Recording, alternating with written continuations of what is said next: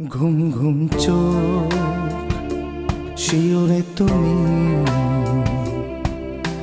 চোখের পাতা বোঝনি দেখেছি নির্ঘুম তোমায় যতবার চোখ মেলেছি আদরে মমতার চাদরে ছিলে আছো তুমি জানি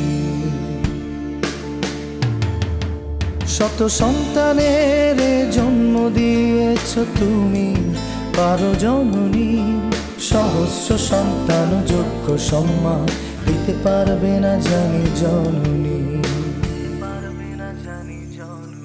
তবু মমতায় নিঃস্বার্থ আলিঙ্গনে নিয়েছ জানি তুমি তাই মাগো সৃষ্টির সেরা আমার জননী।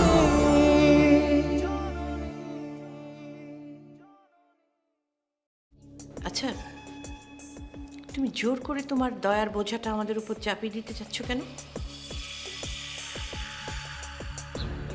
যাতে তোমার মেয়ে সারা জীবন ধরে এই কথাটা বলে বেড়াতে পারে। তো লজ্জা শরম বলে কিছু নেই? আমার তো লজ্জা লাগছে, তোর মতো ছেলে আমি পেটে ধরেছিলাম বলে।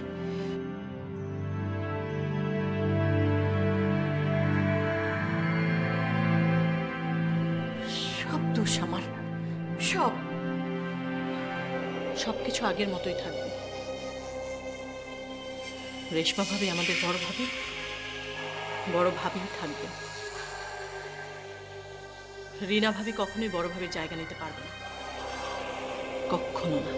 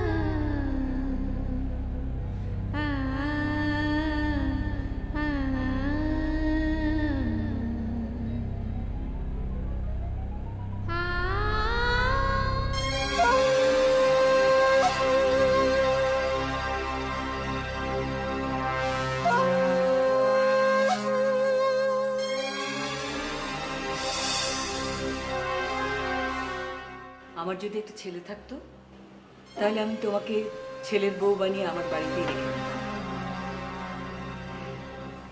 আচ্ছা আন্টি, রেশমা ভাবি কবে বাড়ি যাবে? কেন? এই তো সামনেই যাবে। ও তাই তো, তোমাকেও তো ও বাড়িতে গিয়ে থাকতে হবে।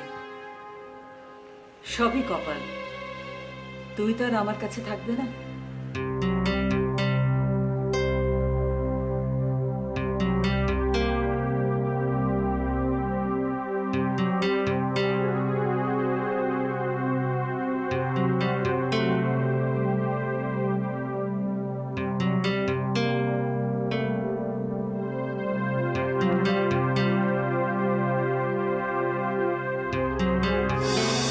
Hello hello Mariyam. বলো জুবাইদা। দেখো মরিয়ম, তুমি সবসময় আমাকে ভুল বুঝেছ, আমি কিন্তু কখনো তোমাকে ভুল বুঝিনি। বিকজ আই নো তুমি চিরটা কাল একই রকম থেকে গেছো। এনিওয়ে, তোমার ছেলে তো জামিন পেয়ে গেছে, তাই না? তুমি কি এই কথাটা বলার জন্যই ফোন করেছো? না না মরিয়ম, এজন্য না। আমি তো চাই তুমি আর তোমার ফ্যামিলি চিরদিন সহি সালামতে থাকো। কিন্তু ওই যে প্রবলেম পিছু ছাড়ে না। মেইন প্রবলেম তো হচ্ছে টাকার ক্রাইসিস। কেউ বিজনেস ইনভেস্ট করতে চায়, টাকা নেই। কেউ ট্রিটমেন্ট করতে চায়, টাকা নেই। ইউ নো মরিয়ম, আমার এইসব একদম ভালো লাগে না। আমার মেয়ের শ্বশুরবাড়ির লোকেরা এভাবে প্রবলেমের মধ্যে পড়ে থাকবে আর আমি দূরে বসে হাত গুটিয়ে থাকবো? তাহলে আমাদের নামে 1 কোটি টাকার লটারির ব্যবস্থা করে দাও না। তুমি যদি তোমার অ্যাটিটিউড বদলাও তাহলে লটারির ব্যবস্থা হয়েও যেতে পারে মরিয়ম। আরে লটারি তো এই দেশেই এই মানুষদেরই মধ্যে কেউ পেয়ে থাকে, তাই না? এনিওয়ে, ছেলে তো ফিরে আসলো, এরপর দেখো কয়েকদিন পর বড় বৌমাও ফিরে আসবে, তারপর সব ঠিকঠাক হয়ে যাবে। ও ভালো কথা, এই মেয়েটার কি করবে যে তোমাদের ফ্যামিলির কলঙ্ক বয়ে বেড়াচ্ছে? মানে কার কথা বলছো তুমি? আরে তোমার ছোট ছেলে আমানের প্রেমিকা, ওর কি করবে ভাবছো? দেখো, তোমরা ভাবো, আমার মত চাইলে আমি বলবো সোজা আমানের সঙ্গে বিয়ে দিয়ে দাও। মেয়েটাকে রাজি করানোর ব্যাপারে সেটা না হয় আমিই দেখব, ও দেখো ঠিকই রাজি হয়ে যাবে। জোবেদা, একটু আগে তো তুমি বললে ওটা আমাদের ম্যাটার, তাহলে ওটা নিয়ে এত ভাবছো কেন তুমি? তোমাকে ভাবতে হবে না। ওকে, আমি রাখছি। খোদা হাফেজ।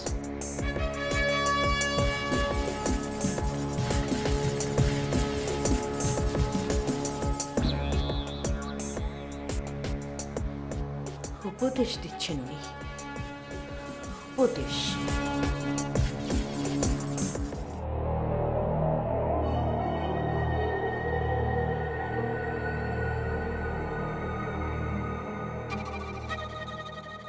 আমার মামের সঙ্গে ওই মহিলা যখন এইভাবে কথা বলে আমার মাথায় একদম আগুন জ্বলে ওঠে। আরে আমার মা আপনাদের জন্য এত কিছু করবে আর আপনি একটা শুকনো থ্যাঙ্কস পর্যন্ত বলতে পারেন না। কিসের তো দিমাগ আপনার? অন্য কেউ হলে আমার মায়ের পায়ের ধুলো মাথায় নিয়ে বসে থাকতো। তবে আজ আমি প্রমিস করছি মরিয়ম খান, থ্যাঙ্কস তো কিছুই না। এই আপনি একদিন আমার মায়ের পা ছুঁয়ে সালাম করবেন, রাত দিন আমার মায়ের গুণ গাইবেন। এই আপনি, I promise.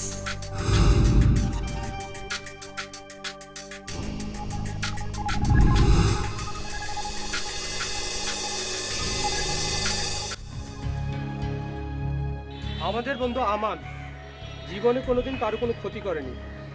এখন তোমরা দুইজন যে কারণে এসব কিছু করছো তার পিছনে নিশ্চয় একটা কারণ আছে। ছটফট কারণটা বলে ফেলো। এই শোনো, তোমরা দুইজন আমার ছোট ভাই, নিশ্চয় তোমরা জানো যে তোমাদেরকে আমি এখানে তো ছটফট সত্যটা বলে। আমার ভাই রেজওয়ান খান, আমি জানি সে কোনো দোষ করেনি, আর আমি এটাও জানি যে আমার ফ্যামিলি মান সম্মান বাঁচানো যে কোনো কিছু, তোমাদেরকে যা জিজ্ঞেস করছি সত্যি সত্যি বলো, না হলে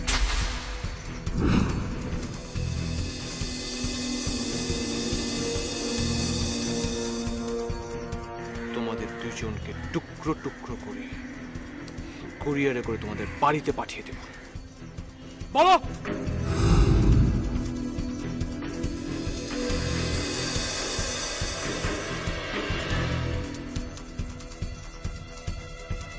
কাউকে ছাড়বো না আমি, কাউকে না।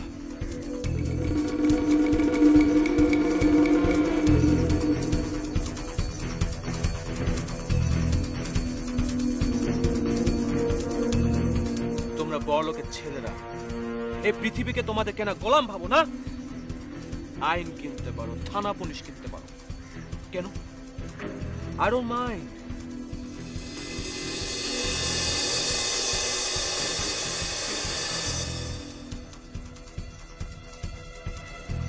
যে মানুষ মৃত্যুকে ভয় পায় না সে যে কোনো কিছু করতে পারে, আর আমি মৃত্যুকে ভয় পাই না। এবার তোরা সোজাসুজি বল কেন আমার ভাইকে ফাঁসিয়েছিস, নাহলে তোদের দুজনের লাশ আমি এখানে ফেলে দেব।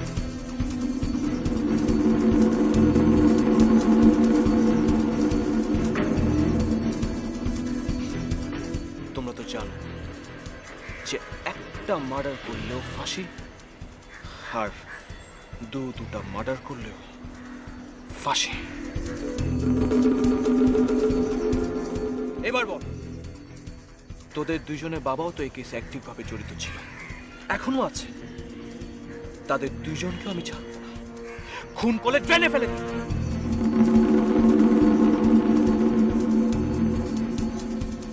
বল বল আমার ভাইকে তোরা কিভাবে ফাঁসিয়েছিস, বল। সব পেরেছি ভাই, ভাই আমার প্রতি জন্য ছাড় দিবেন তো ভাই? ভাই আমি খুব ভয় পাই ভাই, মরণটা আমি খুব ভয় পাই ভাই। তাহলে ভাই বল আমার ভাইকে তোরা দুজন কিভাবে ফাঁসিয়েছিস, বল। ভাই আসলে ব্যাপারটা ঘটছে কি, ওই আমরা পরীক্ষা ঠিকভাবে ভালোভাবে করতে পারিনি তো, তাই স্যারে আমি বলছিলাম কোশ্চেন আউট করার জন্য, সেই জন্য আমরা দুইজনে মিললা 2.5 লাখ টাকা দিছিলাম। ভাই স্যারের কোনো দোষ নেই ভাই, আমার বাপ পেতেন ভাই, আমার বাপ পেতেন ভাই, ভাই ভাই ভাই ভাই।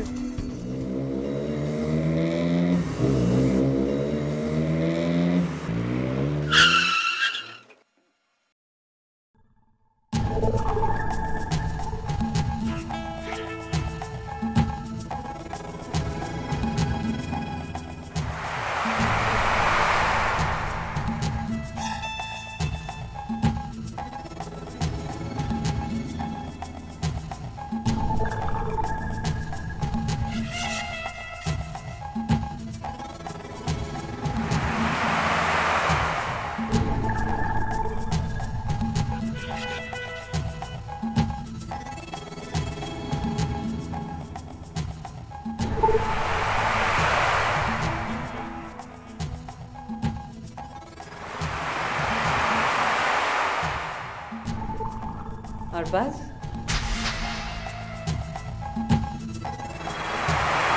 আসসালামু জুবেদা আপা। ওয়ালাইকুম আসসালাম।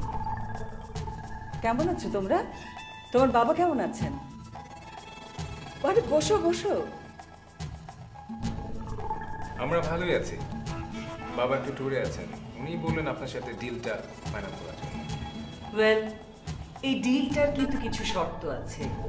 আর you ready for that? You see, এই জমিটা তো ঠিক আমার নয়, আমার মেয়ের শ্বশুর বাড়ি। আগে তাহলে শর্তগুলো শুনি, না জেনে শুনে তো আর ডিল হয় না, তাই না আপা? And you know, we're the biggest builder of the country. At any cost, we'll fulfill our target. আর এটা কোনো ছোট প্রজেক্ট নয়, 150 কোটি টাকার প্রজেক্ট। 150 কোটি টাকার প্রজেক্ট? ইয়েস।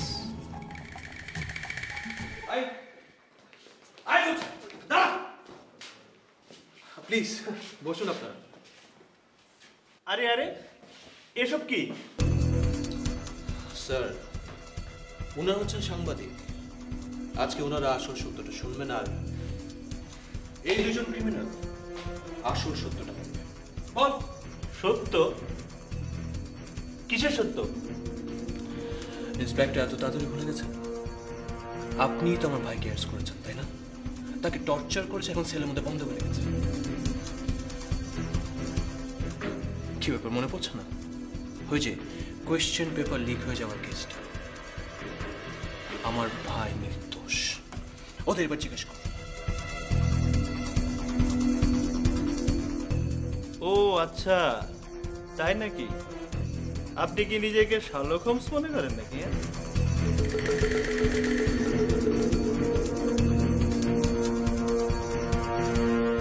আরে আমরা তো ওনাকে অ্যারেস্ট করেছিলাম কারণ আমরা জানি যে উনি দোষী, আর আপনি এখন মায়ের গল্প মাসিকে শোনাচ্ছেন। পুলিশও কিন্তু মানুষ স্যার, তারাও ভুল করে। মাঝে মাঝে ক্রিমিনালদের ফলস স্টেটমেন্টে পুলিশও কিন্তু। Shut up! আপনি আসল সত্যটা জানতে চাচ্ছেন না তো? ঠিক আছে, আমি তাহলে এইসব সাংবাদিককে নিয়ে আপনার আইজি সাহেবের কাছে।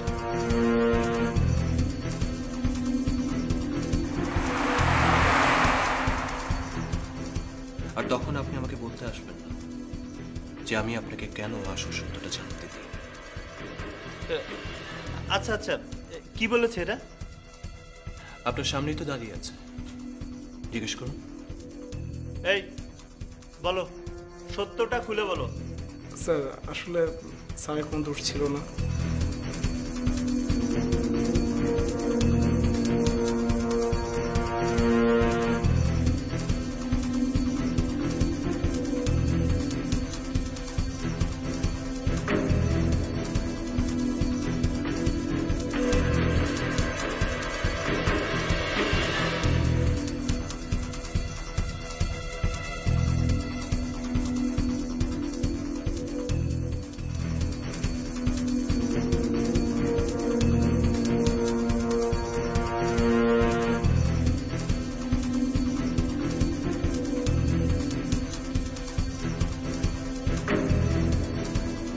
এবার আসল সত্যটা শুনলেন তো অবশ্যই।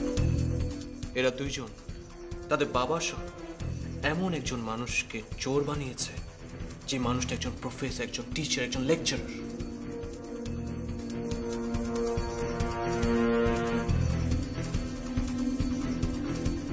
যে মানুষটা কোনোদিন অন্যায়ের সাথে আপোষ করেনি। আর আপনার এই ক্রিমিনালের কথা বিশ্বাস করে তাকে জেলে ঢুকিয়ে রেখেছেন। আমি জানি না,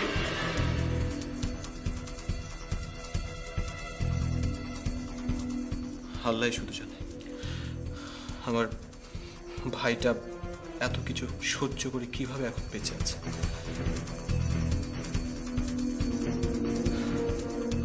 কিন্তু ইন্সপেক্টর, আমি আপনাকে বলছি, আমি এসব রিপোর্টারের মাধ্যমে, মিডিয়ার মাধ্যমে ঘরে ঘরে আসল সত্যটা নিয়ে যাব। শাক দিয়ে মাছ ঢাকা যায় না, বুঝেছেন?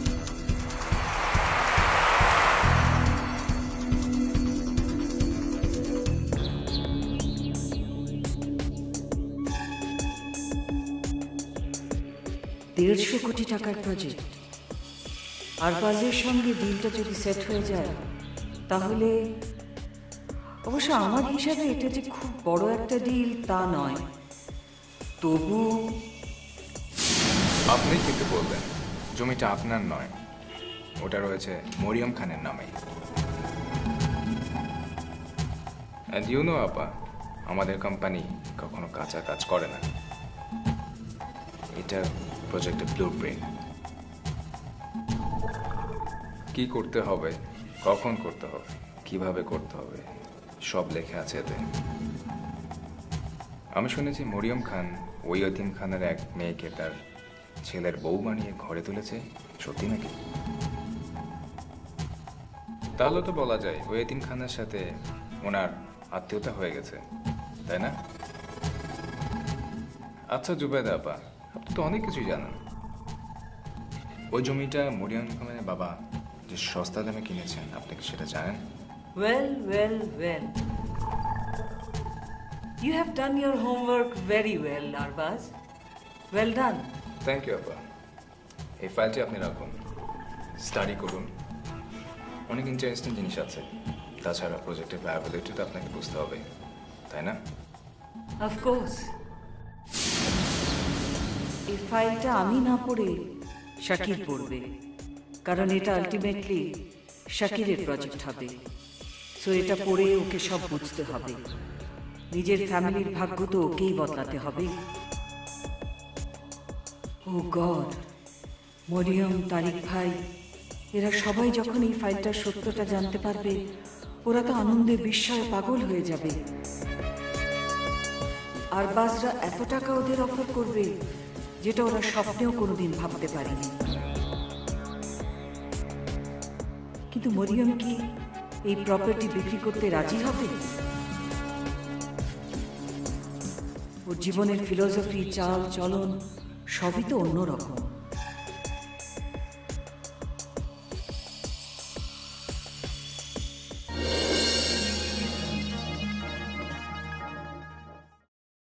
এখন কিন্তু গর্বে আর অহংকারে মরিয়মের মাথাটা আকাশে গিয়ে ঠেকেছে। শেষে তুই যেন আবার ওর টার্গেট না হয়ে যাস।